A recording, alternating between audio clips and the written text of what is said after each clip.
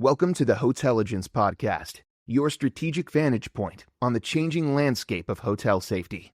Hosted by Jim Cords, a retired FBI DHS investigator, and Don Carr, a former frontline security owner-operator with years of first-hand incident response experience on hotel properties. Every episode brings you closer to understanding the full picture and what the future may hold. Let's begin. Welcome to the Hotelligence Podcast. This is Season 2, Episode 5, When Escalation Feels Like Safety. So on the last episode, we talked about why consistency outperforms intensity. Correct. And today, we're looking at what replaces consistency when the pressure gets real. Yep, and that's escalation. And specifically, Jim, why it feels like the safest option in the room and why that feeling is oftentimes wrong. Yeah, so let's start out with the call nobody wants to own, right? So there's a call most hotel managers have received. Right. Late night, front desk. Yep, a situation has developed. And the agent on duty has decided they don't want to be the one who handles it. Yep, so they call it upward. Right. Manager answers. And now the manager owns it. So that's the moment escalation actually happens, right? Not when the situation becomes serious enough to warrant it, but when someone decides the weight of the decision is more than they want to carry. That distinction matters more than the hotels realize. Well said, Jim. Okay, so what the manager just inherited. So the manager takes the call thinking that they're helping, right? Of course, they're being responsive. Yeah, they're doing what good managers do. All that's true. But something else is also true. So the easiest way I can put it, Jim, is the moment the manager engages, the decision becomes theirs.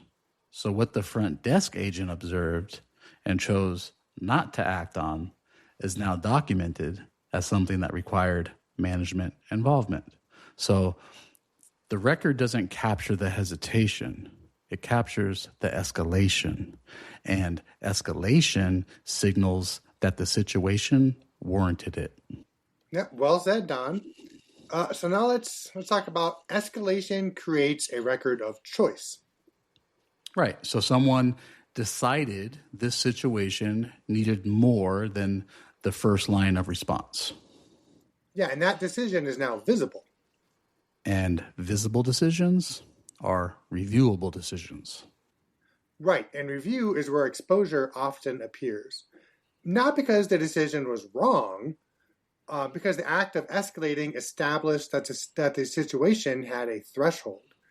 And once a threshold is established, then that becomes a baseline.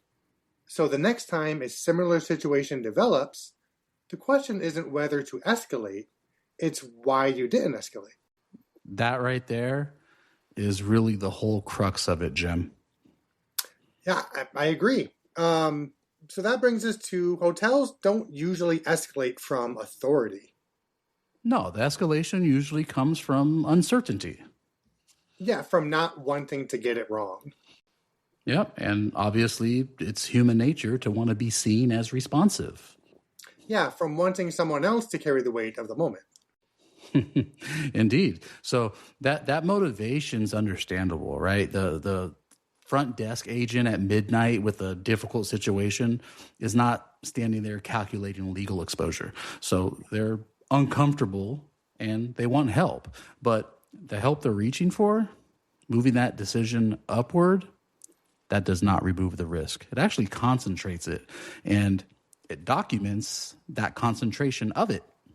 Yeah, so now let's talk about structure and how it offers another option. Right, not for every situation. Right, but for the ones where escalation is reflexive rather than necessary. Right, so simply put, structure gives the front desk agent something to stand on. A defined range of action. Sure, you can call it a documented observation. Without the call upward, that creates a new layer of ownership. So let's go back to that midnight call. If the front desk agent has structure, which is a clear sense of what actually requires escalation and what doesn't, then the call doesn't happen. It's not because the situation wasn't real. It's because the agent had something to do with it that didn't require redistributing the weight, right? So that's what structure protects. Not just the hotel, but it protects the people in it. Well said, Jim. Okay, so some properties escalate earlier than others, right? Right, and we know that the brand standards vary greatly depending on the flag, right? Yeah, just like market realities vary as well. Yep, and there's something else that varies with it, and that's going to be the risk tolerances. Yeah, and none of that's wrong. No, so I mean, the question isn't whether to escalate. It's whether the escalation is deliberate or reflexive. And a hotel that escalates because the situation genuinely requires it has made a defensible decision. A hotel that escalates because no one wanted to hold the moment, that's a different record entirely. So in closing, escalation feels like safety. It feels like handing the risk to someone who's more equipped to carry it. But sometimes that's not exactly right. Right. I mean, when it's reflective, when it happens because the weight of the moment is uncomfortable, it doesn't remove the risk. Right. It moves it upward. Yeah, it just redistributes it and documents the redistribution. Yeah, and it sets the floor for every similar situation that follows it. That's a key point, Jim. That restraint is not leaving people without support. Right. It's giving them something solid enough to stand on so the call doesn't have to happen. And that's Season 2, Episode 5 of the Hotelligence podcast. Next time, we're talking about ambiguity, why it is not a failure state, and why trying to eliminate it too early can create more harm than the uncertainty itself. And remember, we're in this together. And together, we make hospitality stronger. The insider briefing goes out on Wednesday. Link is in the show notes.